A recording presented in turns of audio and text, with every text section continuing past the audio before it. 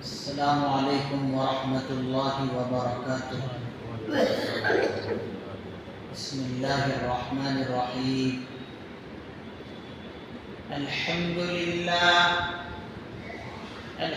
للہ نحمده ونستعینه ونستغفره ونؤمن به ونتوکل علیہ ونعوذ باللہ من شرور انفسنا ومن سیئات اعمالنا من يهده الله فلا مضل له ومن يضلله فلا هادي له ونشهد أن لا إله إلا الله وحده لا شريك له ونشهد أن سيدنا وسندنا ونبينا ومولانا محمدا عبده ورسوله صلى الله تعالى عليه وعلى آله وأصحابه وأزواجه وذرياته وبارك وسلم تسليما كثيرا كثيرا. أما بعد فأعوذ بالله من الشيطان الرجيم. بسم الله الرحمن الرحيم. حسبنا الله ونعم الوكيل. صدق الله مولانا العظيم. رب اشرح لي صدري ويسر لي أمري واحلل عقدة من لساني يفقه قولي. اللهم صل على سيدنا محمد وعلى آل سيدنا محمد وبارك وسلم. سبحان ربك رب العزة عما يصفون وسلام على المرسلين والحمد لله رب العالمين.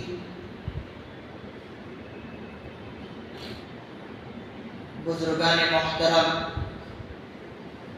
میرے نہایت واجب الاحترام دوستوں اور عزیز ساتھیوں،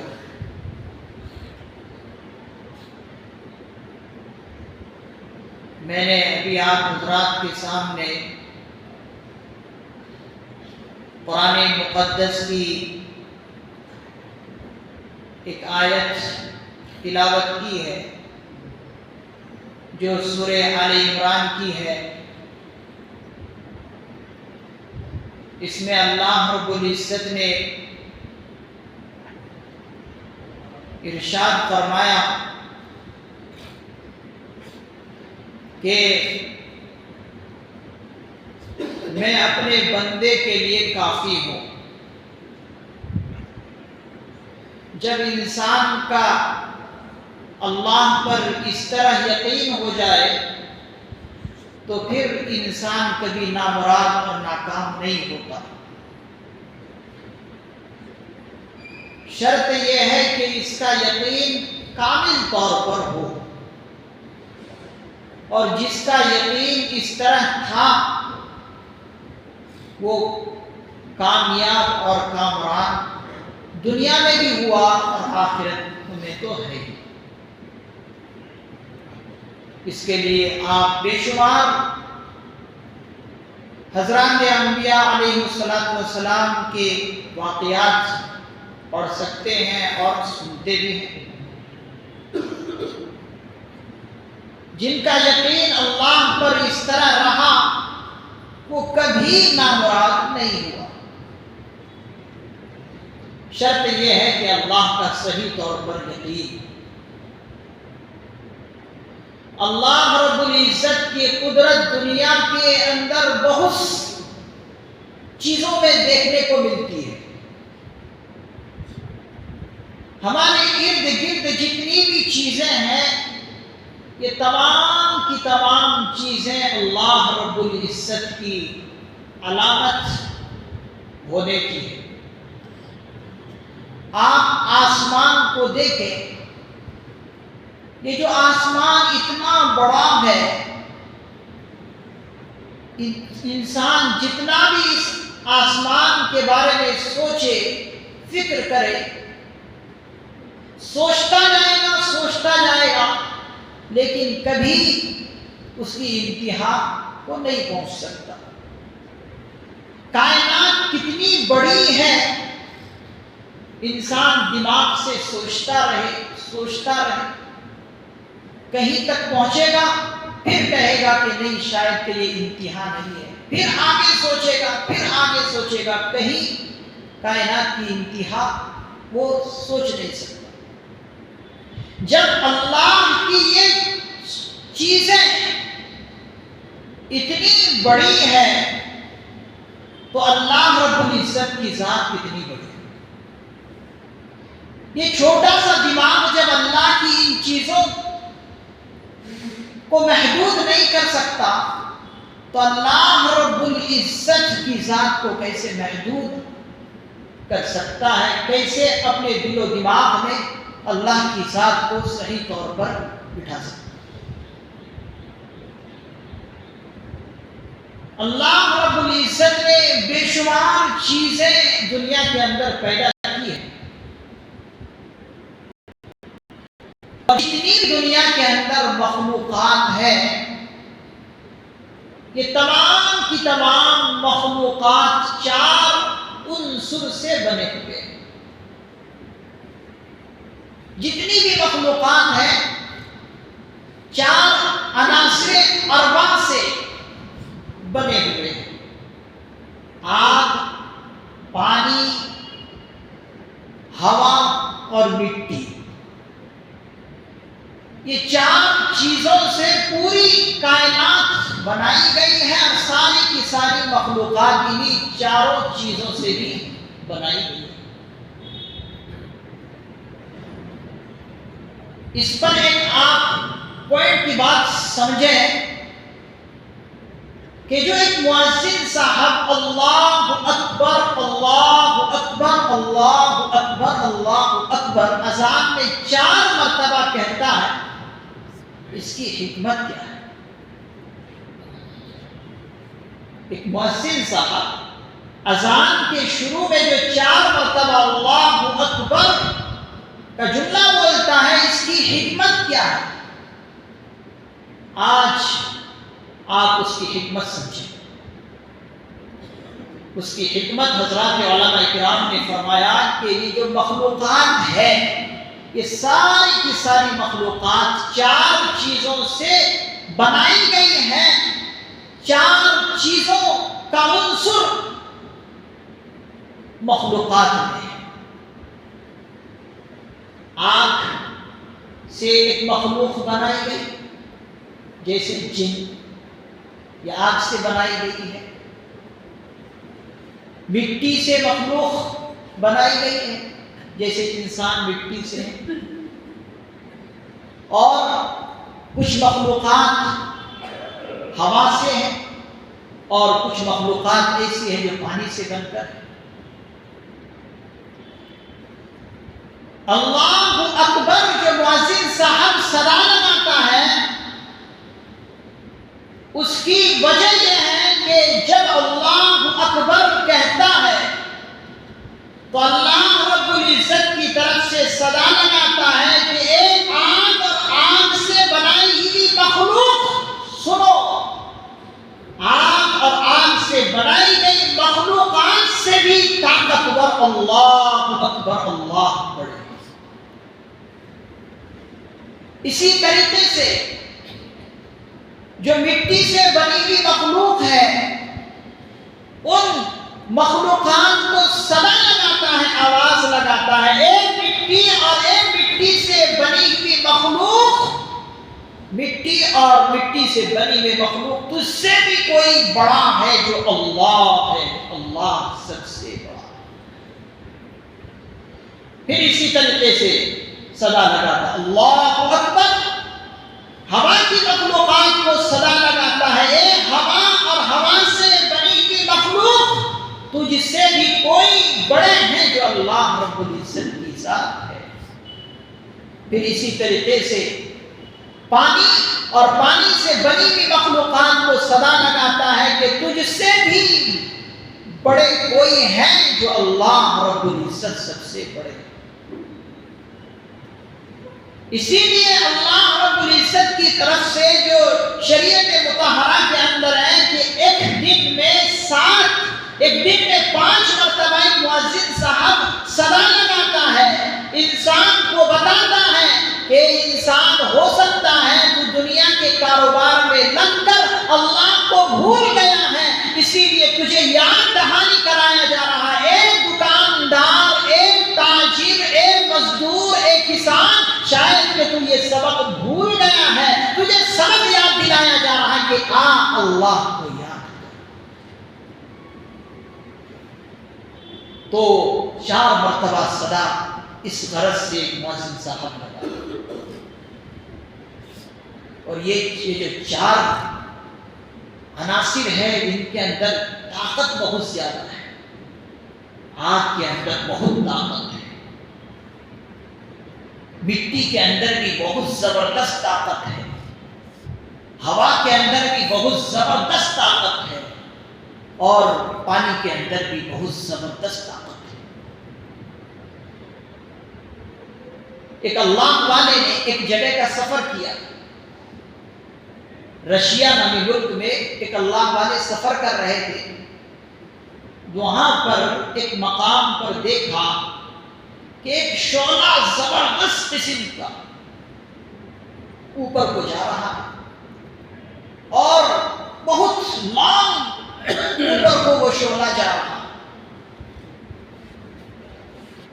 ایک ساتھی سے پوچھا کہ یہ ہے چیز کیا؟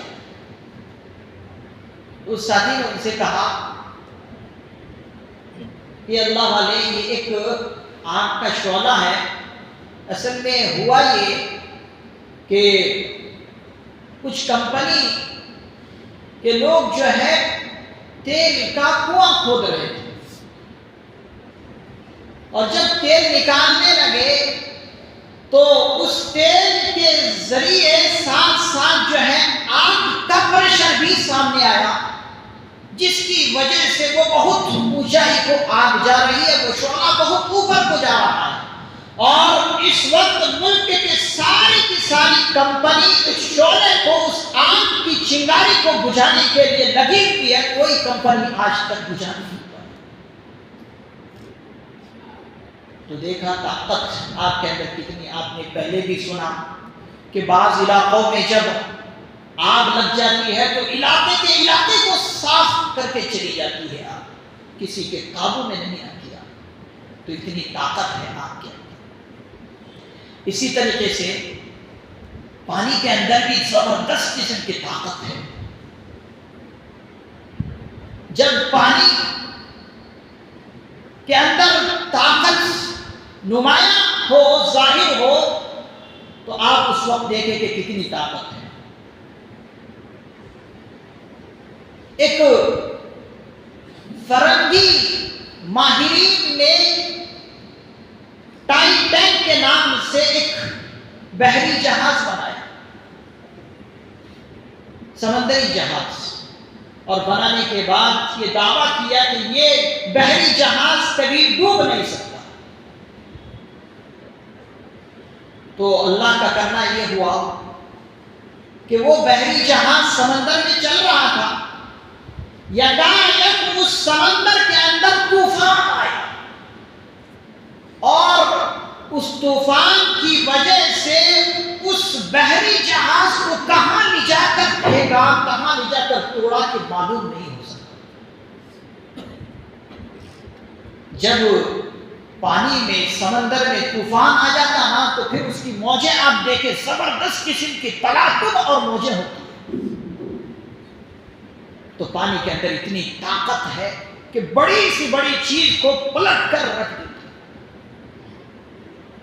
جیسے کبھی سیلاب آتا ہے تو آپ دیکھتے ہیں کہ شہر کے شہر برباد ہو کر رہ جاتے ہیں، بڑی بڑی بلڈنگوں کو گرا کر پانی رکھ دیتا ہے، اور انہی طوفانی سیلاب کو کوئی سونامی کا نام دیتے ہیں، کوئی کچھ دیتے ہیں، تو پانی کے اندر کھیلا۔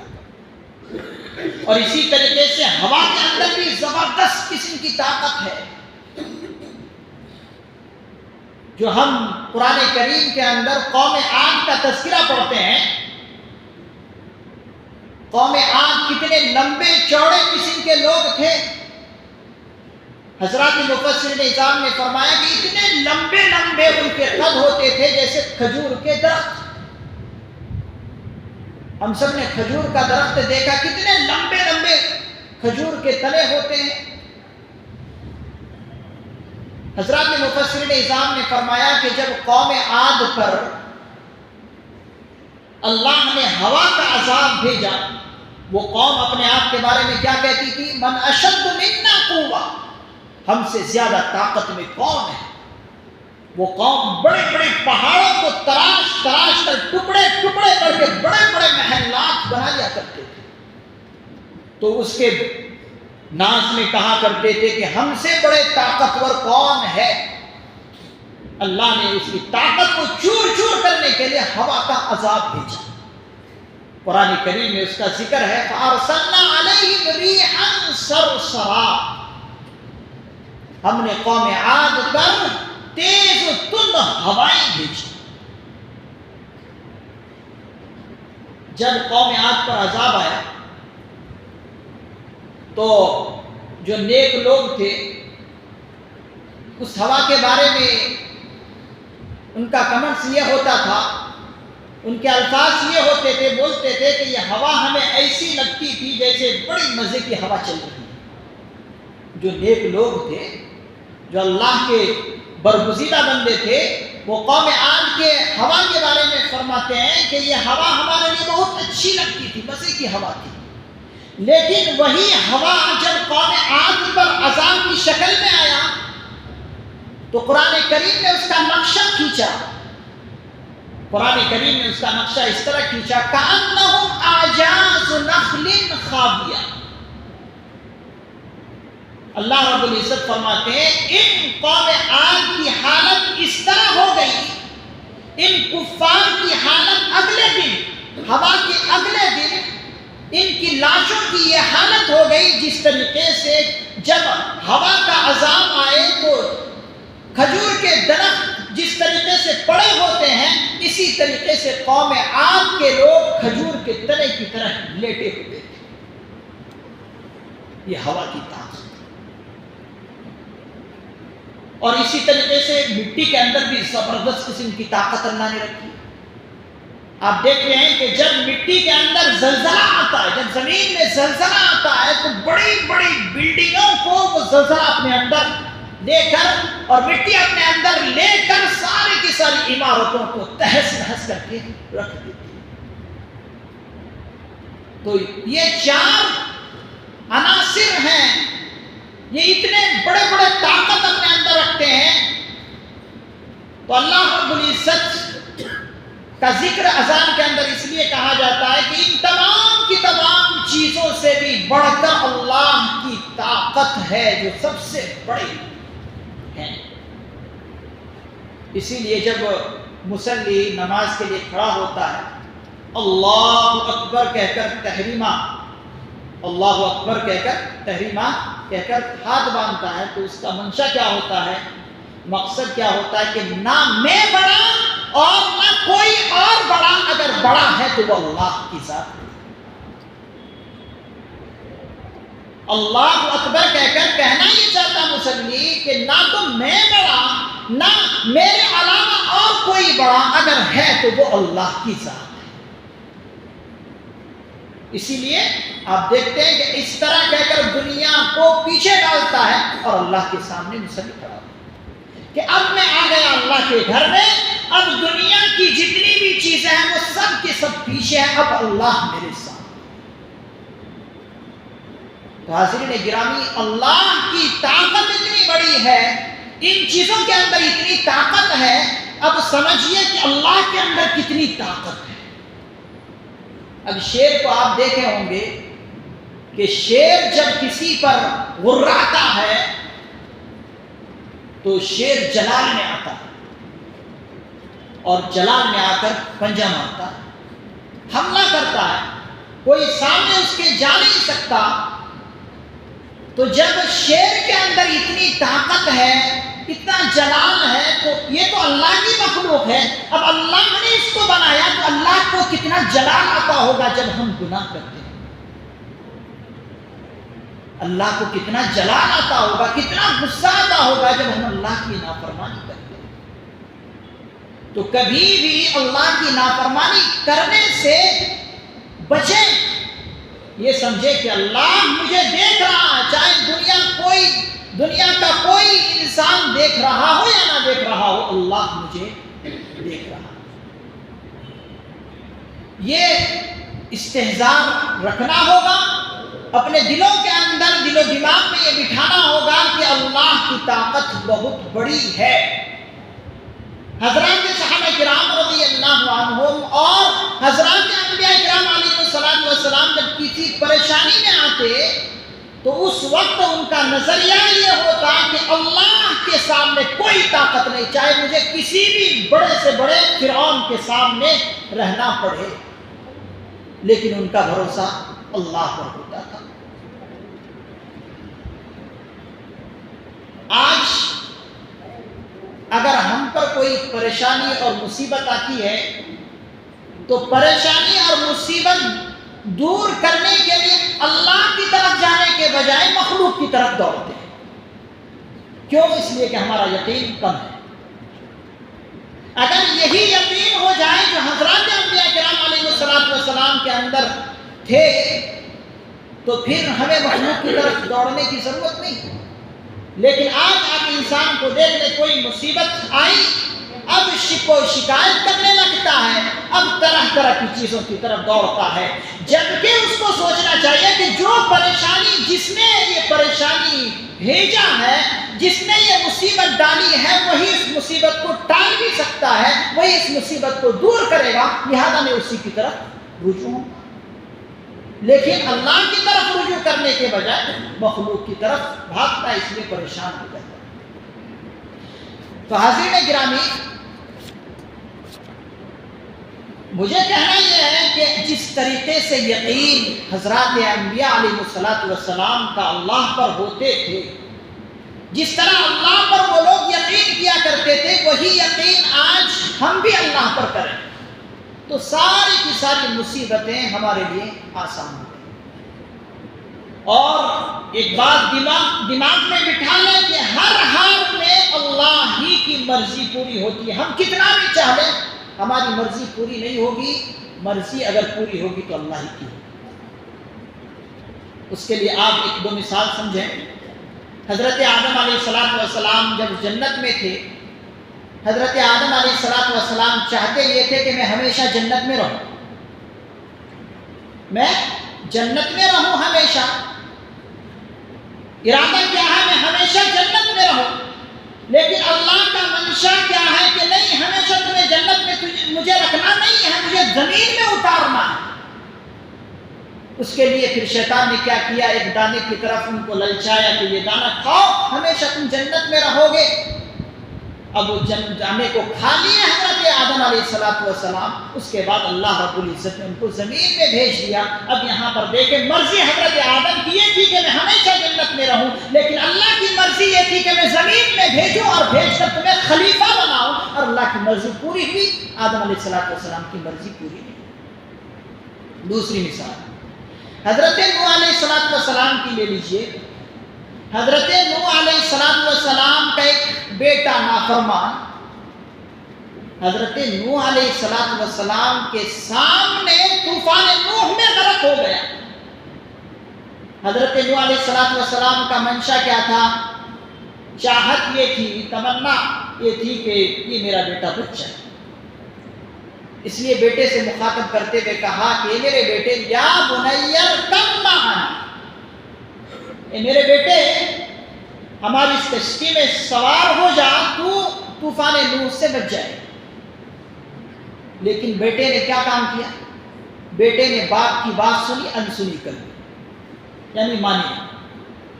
اے چلو بڈھا کچھ کہہ رہا ہوگا، دیکھیں گے کیا ہے، جوانی میرے پاس ہے، دولت میرے پاس ہے، سب کچھ میرے پاس ہے، کچھ آیا تو دیکھ لیں گے۔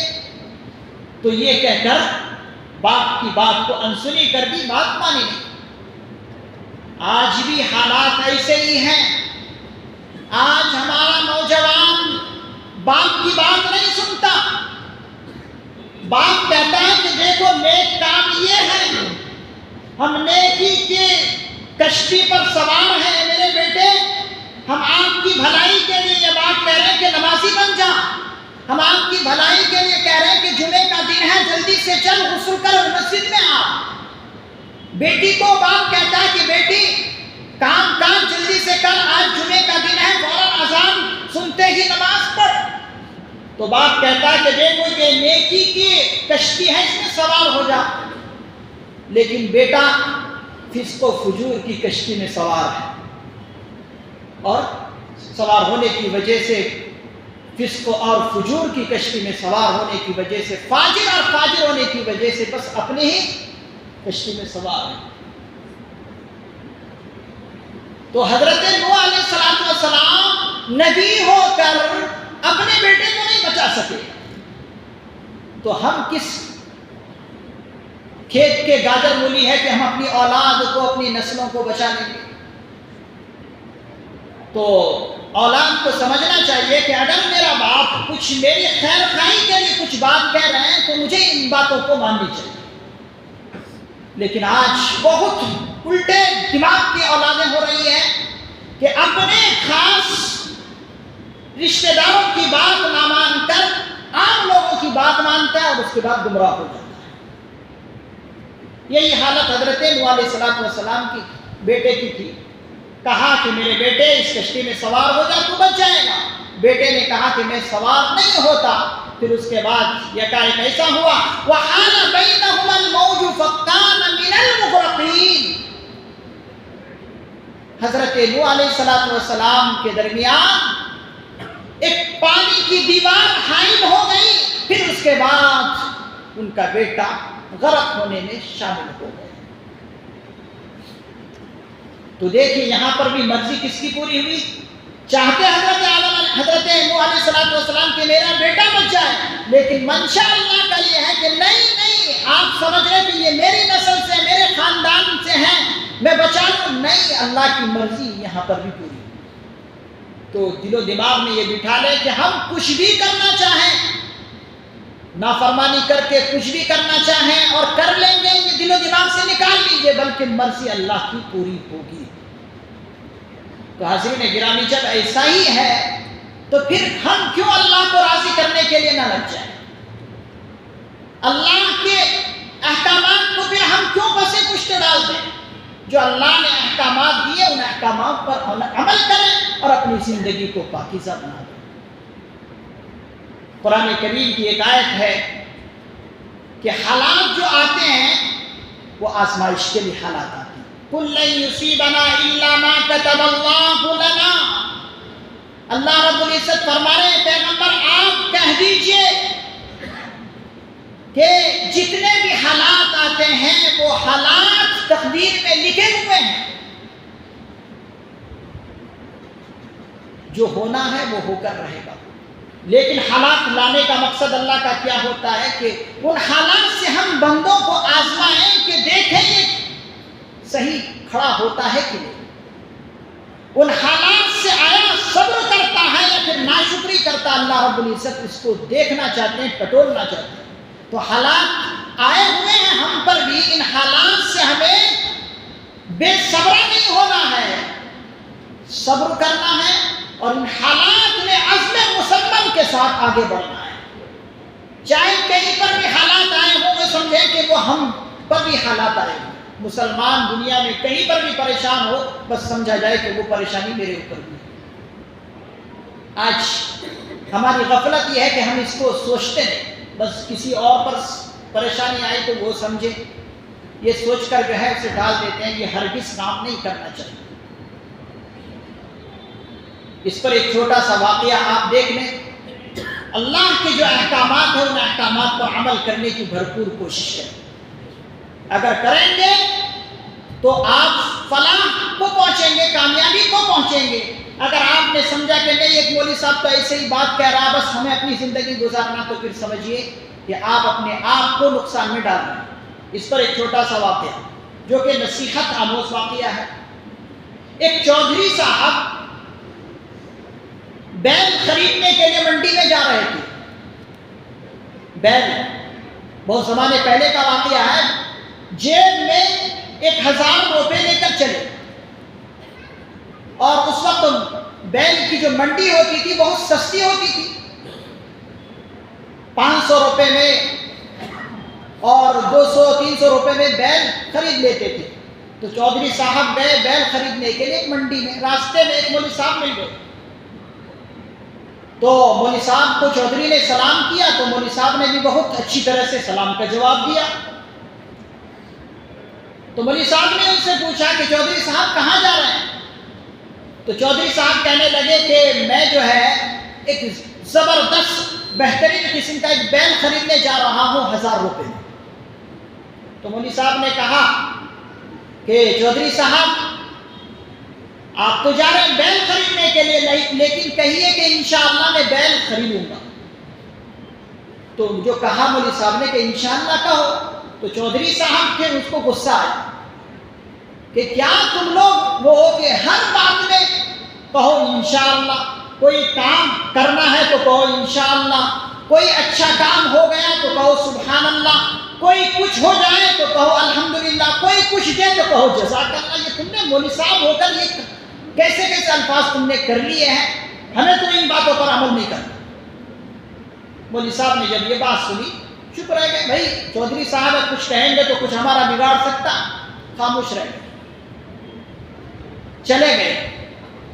چودھری صاحب بیل کی منڈی میں بازار میں بیل خریدنے کے لیے چلے گئے، 2-3 بار پورے منڈی کا چکر لگایا، ایک جگہ پر بیل اچھا انہیں سمجھ میں آ گیا۔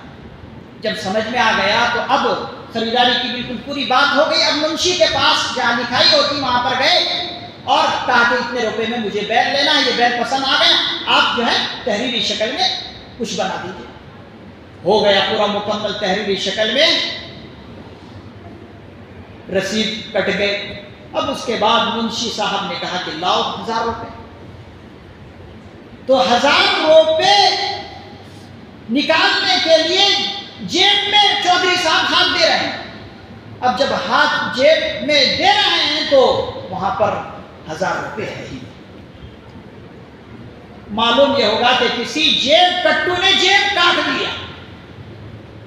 اب جو ہے منشی صاحب کو کہہ رہے ہیں کہ جیب میں ہاتھ دے رہا ہوں، اور دیتے وقت بھی وہ انشاءاللہ، ہاتھ نکال رہا تب بھی انشاءاللہ، اور جب بھی کوئی پوچھ رہا تب بھی انشاءاللہ، یعنی جب کہنے کا موقع انشاءاللہ تھا اس وقت نہیں کہا، اب جب ان کا جو ہے ایسا ہو گیا اب کہہ رہے انشاءاللہ۔ تو دیکھیے اللہ کا ایک ایک حکم، ہر حکم میں مصلحت ہے۔ یہ نہیں کہ میں آپ کو کوئی بات بتا رہا ہوں تو میں اپنی طرف سے بتا رہا ہوں، نہیں، آپ یہ سمجھیں کہ یہ اللہ کی طرف سے حکم ہے، مجھے ماننا ہے تو ماننا ہے۔ تو یہ صرف چودھری صاحب کے لیے نہیں ہے، یہ ہم سب کے لیے بھی ہے کہ جب اس قسم کے کام کرنے کا ہم ارادہ کریں تو انشاءاللہ کہیں، کوئی کچھ آپ کے ساتھ بھلا کیا تو آپ جزاک اللہ کہیں، یہ اللہ کی طرف سے حکم ہے، ہر حکم میں اللہ کی مصلحت ہے۔ اللہ رب العزت سے دعا ہے اللہ رب العزت ہمیں تمام احکامات پر صحیح عمل کرنے کی توفیق نصیب فرمائے، اور ہر طرح کی زیادتی سے اللہ رب العزت ہماری حفاظت فرمائے۔ وآخر دعوانا الحمدللہ رب العالمین۔